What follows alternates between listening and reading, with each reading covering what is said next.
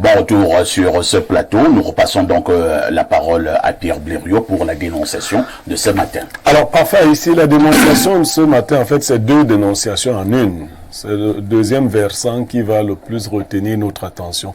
C'est une Camerounaise qui m'a écrit depuis hier, vivant aux États-Unis.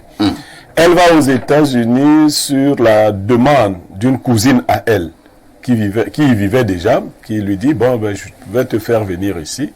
Et elle est d'abord surprise parce que la cousine en question a des sœurs utérines qui vivent ici et qui aspirent aussi à voyager. Elle lui dit, ben, pourquoi tu as jeté ton dévolu sur moi plutôt que sur tes propres sœurs?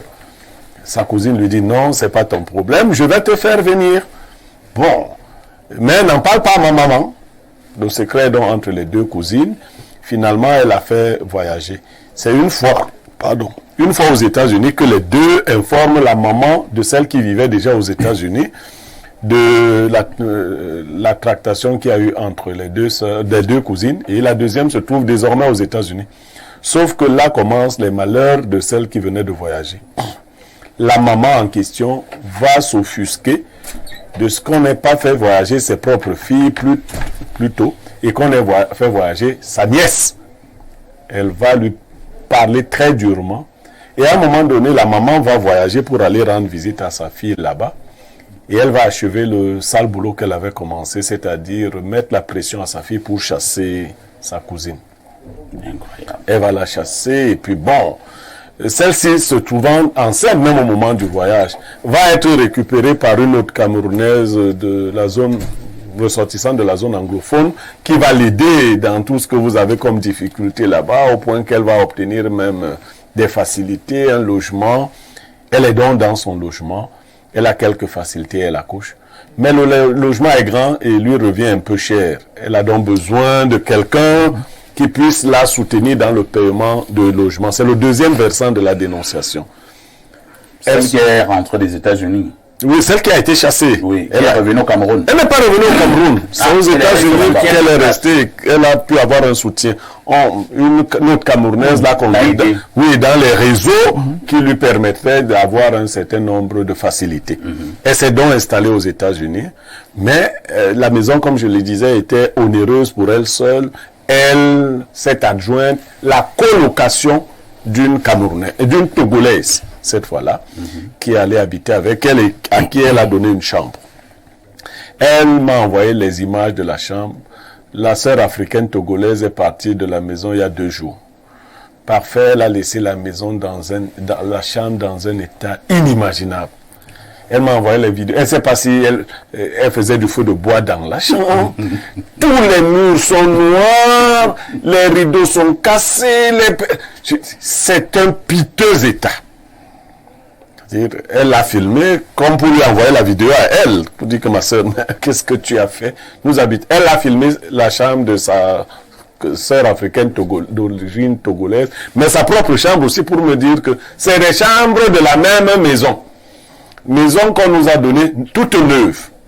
Et il paraît que chez eux là-bas c'est compliqué parce que de temps à autre on vient vérifier l'état de la maison. Elle me dit que elle me dit pas, elle m'a envoyé les images, c'est dans un état tout. Elle ne sait pas si c'était des pratiques jusqu'au sol. C'est comme nos sols ici au village quand on fait du feu de bois. Alors maintenant, qu'est-ce qu'elle veut? Elle dénonce ce type de comportement. Vous prenez, parce que, il faut le dire ici, tous ceux qui vivent de ce côté-là se considèrent en Africain comme frères. Tous les Africains sont des frères, tous les Camerounais sont des cousins directs, ainsi de suite. Mais voilà comment une sœur qu'elle a accueillie lui dit merci en partant.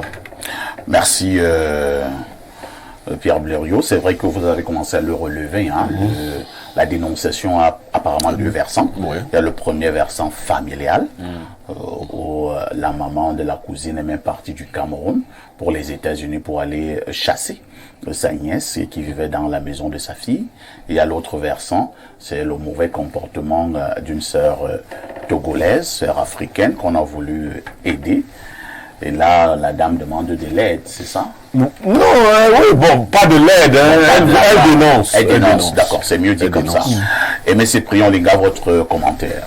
D'abord, je dois observer que nous sommes là en Afrique et que ce type de comportement de la maman, de celle qui est partie du Cameroun pour aller achever, comme disait Bureau, le sale boulot, on a l'habitude de vivre ça. Moi, j'ai vécu ça dans ma propre famille.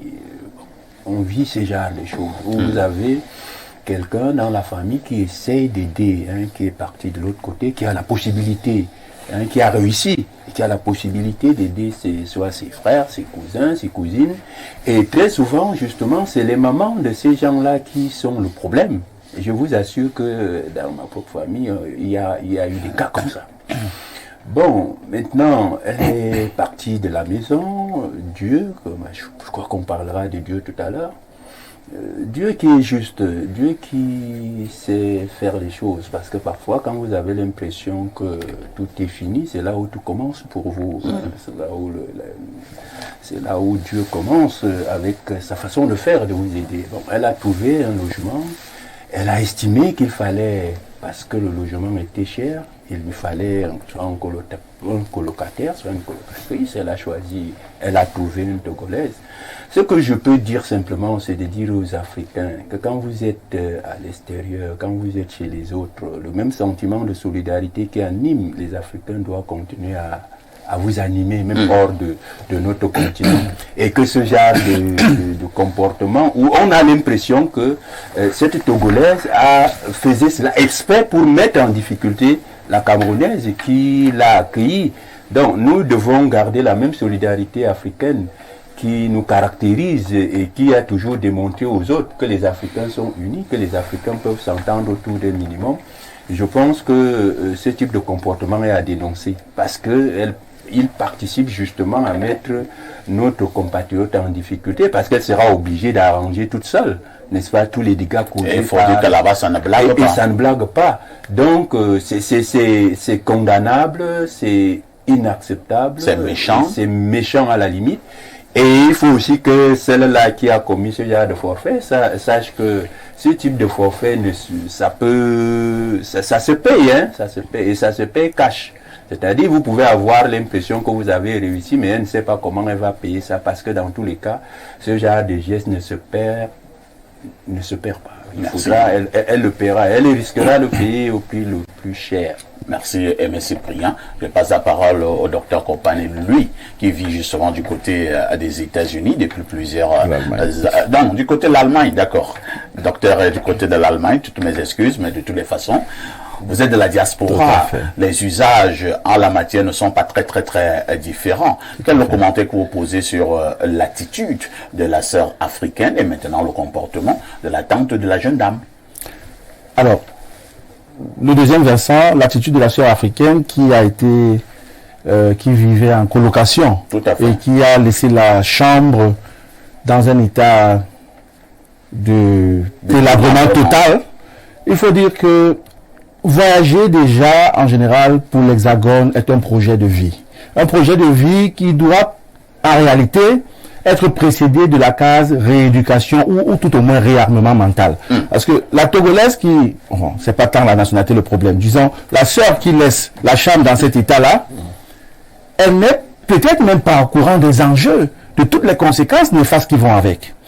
La première, c'est que ils peuvent être délogés, notamment en hiver, sans avoir eu le temps de trouver une solution alternative. Ce serait bien dommage. Je crois qu'elle était enceinte également. Elle a accouché Voilà, donc tout au moins, elle a un bébé. Voilà, elle est dans une nouvelle dynamique de vie avec un bébé. C'est le problème véritable lorsqu'on prend quelqu'un du fumier et qu'on le met dans une cour royale sans qu'il ne passe par la case de rééducation. C'est un problème. C'est dur là. Oui, c'est le cas de le dire. C'est le cas de le dire parce que l'Africain à l'Hexagone n'est pas nécessairement accepté. Nous sommes tolérés. Ceci étant, nous avons un devoir de rigueur par rapport à nous-mêmes déjà, encore plus par rapport aux usages conventionnels de société. Donc vraiment, c'est un acte répréhensible, fortement réprimable, et c'est bien dommage. Par contre, ce qui aurait dû être fait, là nous sommes dans l'univers des si, c'est que la compatriote enceinte qui a cherché une colocataire aurait dû quand même essayer un peu de se renseigner. J'imagine qu'elle était sous pression, j'imagine qu'elle n'a peut-être pas eu le temps matériel de prendre du temps, mais en général, c'est ce qu'on recommande de faire, parce qu'il vaut mieux aller lentement et être sûr qu'on a un logement qu'on pourra garder pendant longtemps, que de prendre un logement et puis se voir débarquer après 2 mois, 3 mois. C'est vraiment très compliqué. Et le premier versant de la dénonciation, faisant mention de l'attitude de la mère, qui aurait souhaité que ce soit ses filles à elle directement qui voyagent, je voudrais dire que en réalité, il revient à la personne qui finance le voyage et qui émet le désir de voir sa cousine ou ses sœurs utérines voyager. Il lui revient à elle seule de décider de qui voyage, quand et comment. Puisqu'elle est, en réalité, elle a un projet. Il faudrait dire que lorsque de tels projets sont accompagnés par nos frères du côté de la diaspora, c'est souvent pour répondre à un besoin. C'est-à-dire, on fait souvent venir quelqu'un de la famille, peut-être parce qu'on veut aider la personne, mais en général, souvent aussi, il y a un besoin qui doit être solutionné par la personne qui fait venir. Vous comprenez un peu? Entre-temps également, docteur, nous sommes en Afrique, et plus précisément au Cameroun, jusqu'en 2024, en ce décembre. Ils sont nombreux qui pensent que aller en Europe, c'est comme si vous allez au paradis. Alors, vous avez donc votre fille qui est partie de l'autre côté, elle est aux États-Unis. Vous avez également ses sœurs et ses frères qui sont restés, c'est-à-dire du même ventre, pour parler simplement. Et vous choisissez d'aller prendre votre cousine, alors que tes propres sœurs et frères du même ventre sont là. Et caressent également le rêve d'aller de l'autre côté de la mer. Est-ce que c'est facile de comprendre cela? Est-ce que dans nos familles africaines, on ne va pas trouver que c'est méchant? Non, c'est pas nécessairement méchant. Ça dépend d'abord des conditions d'éligibilité, s'il faut parler comme ça. Les sœurs utérines, les frères utérins n'ont peut-être pas le profil qui permettrait un voyage. Il faut qu'elle profite. Dans le bref pour être docteur comme toi? Non, pas nécessairement. C'est-à-dire que la personne qui fait venir un de ses frères a peut-être besoin d'un coup de main chez elle à la maison. Et elle n'a pas un rapport, une filiation, un rapport assez étroit et une relation particulière avec ses frères. Vous savez, on ne choisit pas sa famille, mais on choisit ses amis. Donc ta cousine, tu peux être plus proche de ta cousine au demeurant que ton frère. Donc à la réalité, il faut comprendre que le voyage répond d'abord à un besoin de la part de celui qui fait l'invitation. Ça c'est d'un. Mais maintenant, c'est peut-être un projet. Sait-on jamais? Qui a dit aux sœurs et aux frères utérins de l'hôte aux États-Unis qu'ils n'allaient pas voyager?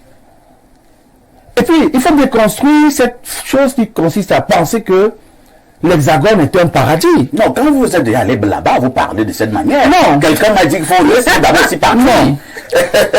Autant on peut rentrer dans l'analyse des profils individuels, parce que, je veux dire, chaque histoire a une préhistoire, si on peut dire ça comme ça. Il y a forcément un parcours. Et je pense que l'exil, de façon globale, est à des fins d'amélioration des conditions de vie. Très bien. Maintenant, ça peut être pour des causes académiques, professionnelles ou autres, mais ce que je voudrais dire, c'est que les frères et sœurs de l'autre aux États-Unis n'ont qu'à bien se tenir, n'ont qu'à attendre leur tour, parce qu'il faut se dire que tout projet de voyage est d'abord un projet de destinée. Peut-être leur destin n'est pas d'être aux États-Unis, ils peuvent aussi réussir au Cameroun. Ou alors leur réussite se fera peut-être ailleurs, en Allemagne, que sais-je. Voilà.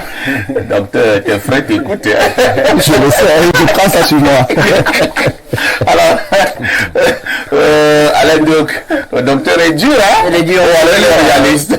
Bon, vous savez, parfois le réalisme ne plaît pas, mais c'est ce qu'il est. Moi, ce que je veux dire, puisque l'histoire a 2 volets, je vais faire une analyse sur les 2 volets. Vous savez, j'aime pas les gens qui créent des problèmes inutiles dans la vie. C'est-à-dire des problèmes qu'on peut éviter, vous les créez. Cette fille des États-Unis savait que sa mère aurait de l'aversion pour un tel projet. C'est pour ça qu'elle fait venir en sourdine sa cousine. Ne dis pas, tu vas dire une fois que tu seras là-bas. D'accord, c'est fait. Maintenant que c'est fait, elle n'a même pas assez de cran, de personnalité, de charisme pour affronter sa mère. Elle lui dit, c'était mon choix, c'est mon argent, etc.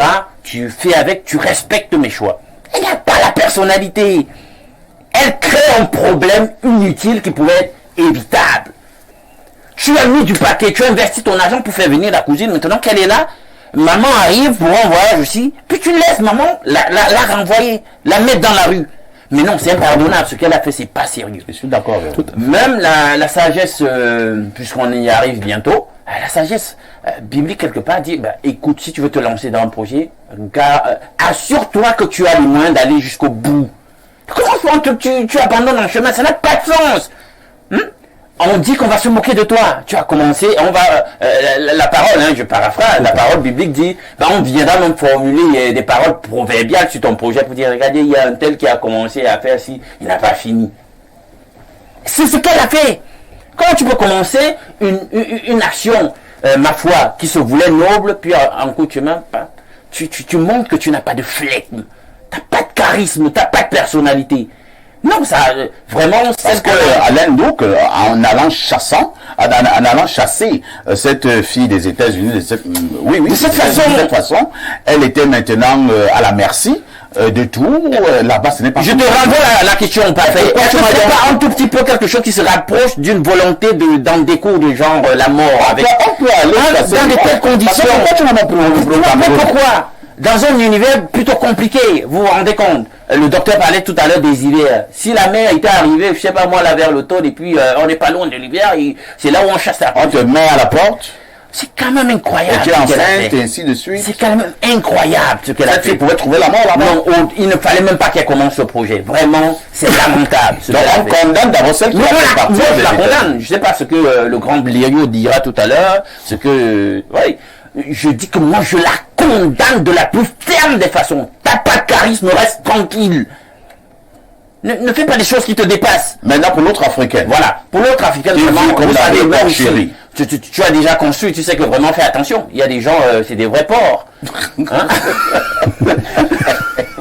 Tu conçus là, Blériot, peut en tant que, voilà, propriétaire, se fait une représentation de ce que je dis. Il y a des gens, tu les mets dans ta maison, tu as peur pour ton bien.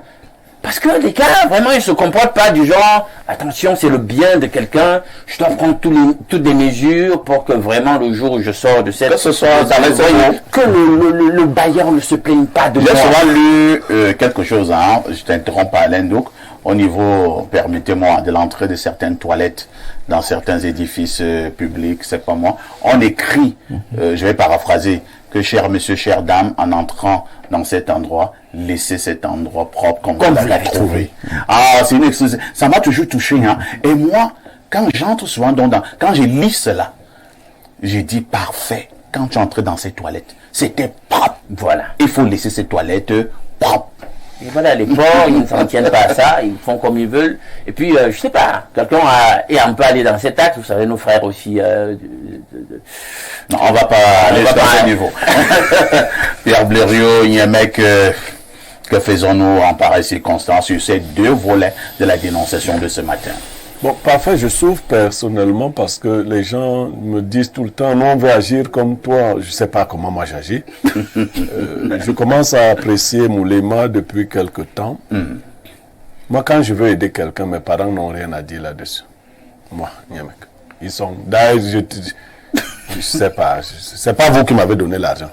Donc, c'est pas vous. Et il n'y a pas de commentaire là-dessus. C'est pas un débat. C'est pas un débat. Je ne viens pas te demander est-ce que tu m'autorises à aider tel.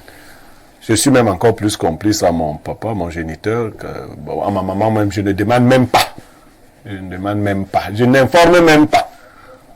Donc pour que tu aies la possibilité de dire... Parce que tout est grâce. Que je sois ce que je suis aujourd'hui, les enfants des autres ont pu y mettre une main. Sans référer à ma maman. Là où sa fille est là-bas aux États-Unis, les gens qui l'aident ne demandent pas l'autorisation de cette sorcière de mer qui est allée chasser sa nièce. Donc, et Moulema l'a dit, je peux me rendre compte que mes frères ne sont peut-être pas serviables. Ok? Parce que quand vos frères viennent chez vous, si vous avez des frères mal éduqués, ils vous disent non, il y a une commission chez lui, parce que tu m'as fait venir aux États-Unis. Je ne veux donc pas quelqu'un qui va venir me faire ce genre de réflexion là-bas. Et on va se retrouver au commissariat et tout ça. Non. Je prends donc une cousine que je sais être humble, serviable. Voilà des critères qui me motivent. Parce que je l'ai vu agir. Je sais que les enfants de ma mère, ils sont mal éduqués. Bon, les enfants d'autres, c'est dans l'analyse que je le dis, même si ça correspond à la réalité. Bon, je dis, donc je décide d'aider ma cousine. Je dis, viens. Et là, Alain Douk a parfaitement raison. Si ma mère, je sais que ma mère s'y oppose, pourquoi elle recevait même sa mère dans les mêmes délais? Pourquoi? Je sais que ma mère est contre. Elle a commencé déjà à lui dire des paroles pas gentilles. La fille était enceinte. Elle aurait pu perdre son bébé et tout le reste. Si tu arrives, tu n'es pas contente que ma cousine, ma soeur d'ailleurs, soit là. Tu es libre de repartir.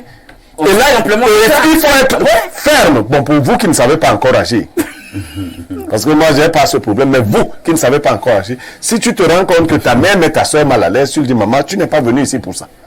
Si tu n'es pas content, tu rentres en Afrique, fais la sorcellerie là-bas. C'est là-bas où tu fais souvent ça. Bon, pour notre sœur togolaise, le pays n'importe pas, mais il faut peut-être le dire. Quand vous trouvez quelqu'un qui traîne dehors, il ne faut pas trop vite l'accueillir. Trouvez quelqu'un que tout le monde rejette, les gens ne l'ont pas encore accueilli. Parce que tout le monde a poussé avec le bâton. C'est que les gens se sont rendus compte que c'est un truc qu'on pousse avec le bâton. Toi, tu as attrapé avec la main. Vaudrait mieux serrer encore la ceinture, vivre seul. Vous savez, moi aussi, c'est une théorie de vie. Hein. J'estime que dans la jeunesse, j'ai fait beaucoup de promiscuité. J'ai vécu avec trop de monde à la maison. Désormais, je veux de l'espace. Je veux de l'espace. Je vis seul avec mes enfants dans ma maison. Pas de cousine, pas de frère, pas de colocataire. Parce que dans la zone où je vis, vous savez, il y a un grand établissement. Et puis, un jour, les enfants sont venus cogner, voyant la maison, ils ont dit, ben, ils peuvent louer des chambres, là. Et je n'étais pas là, ma fille, Reine m'a dit que papa, il y a des étudiants qui veulent louer des chambres ici. Il a dit, non, on ne loue la chambre à personne ici. Je ne veux pas voir un autre visage que nous. Donc, il ne faut pas louer, non, très bien. Voilà. Alors, nous allons lire les nombreux messages, hein, jusque-là enregistrés. Bonjour, parfait. Et il y a tout un panel, l'histoire de Dieu qui nous est rapportée, soit par les religions ou les cercles spirituels, est tellement biaisé à cause de la pensée d'un seul Dieu. En effet, il existe beaucoup de pratiques qui ne viennent vraiment pas du Dieu que nous imaginons, mais des esprits que nous appelons et par après nous demandent le prix de leur service et les conséquences, nous les imputons à Dieu. L'affaire du spirituel est tellement profonde et compliquée que vous comprendrez derrière beaucoup de choses telles que les tremblements de terre, les éboulements des falaises, les troubles climatiques, etc. Mathieu Blaise du côté d'Onkwaba. Alors, prenons notre message. C'est vrai que les gens, ils ont commencé à envoyer les messages sur le sujet inscrit à l'ordre du jour. Hein. C'est brûlant. Allons au plus 44, je pense que c'est l'Angleterre. Hein, oui. Bonjour amis, heureux de vous rencontrer. Mon nom est Chris, je suis de Banche. Maintenant, la plateforme est promue au Cameroun et cherche des blogueurs compétents pour faire la promotion de notre plateforme. Très bien. Je ne sais pas de quoi il s'agit. Hein. Bon, merci d'avoir profité de notre espace pour faire ta pub. Bonjour à vous, que le Seigneur vous accorde sa grâce. Cette femme togolaise est une sorcière. La mec, quant à elle, vraiment mieux, je ne me prononce pas. L'Africain, en général, est d'une méchanceté absolue. Peu sont reconnaissants. Autre préoccupation ce jour. Alors... Président Paul Biya, subvention de Noël. Je sais pas de quoi vous parlez. Hein. Nous sommes sérieux sur ce plateau. Hein.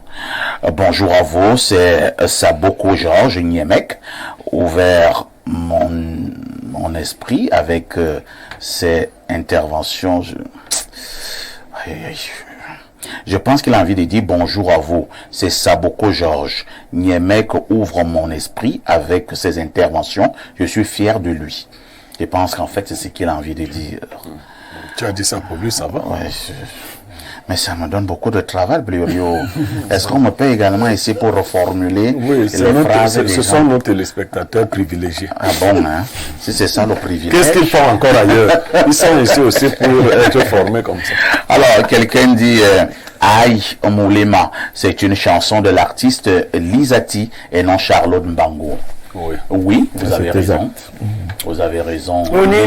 c'est... Ouais. Il est Cali. Ouais, les Cali. Alors, autre message ce matin. Allons au plus 33, c'est la France. Alors, bon, Alors, ce monsieur, il envoie des messages, moi je ne comprends même pas. Et d'abord, ces messages sont tellement longs, je ne peux pas lire, on saute. Et ça n'a même rien à voir avec le sujet inscrit à l'ordre du jour. Il me les envoie en off, je ne mets pas un intérêt. Il pense qu'il va me piéger en pleine émission et je saute.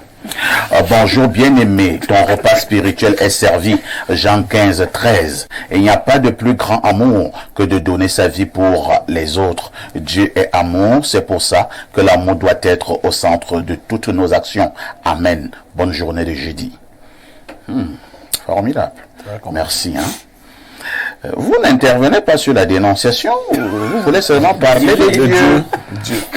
Pourquoi vous faites ça? C'est Dieu même qui a aussi créé les gens qui sont dans la dénonciation.